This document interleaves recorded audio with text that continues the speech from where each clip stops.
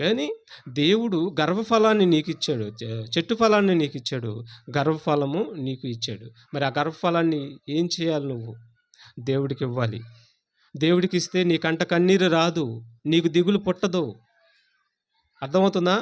నీకు దిగులు పుట్టదు. నీ కంట కన్నీరు రాదు. వారి దెబ్బ నీ మీద పడదు.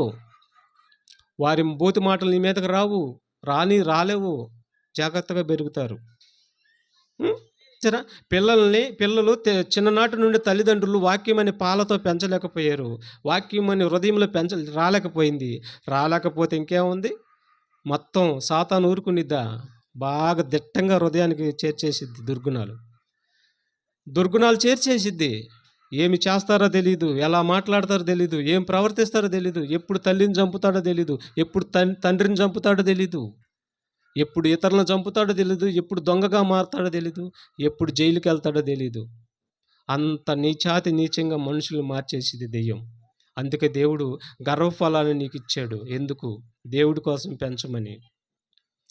పెంచితే చాలా మధురంగా ఉండిద్ది ఆ జీవితం. అసలు పెంచి చూడండి, బిడ్డల్ని పెంచి చూడండి.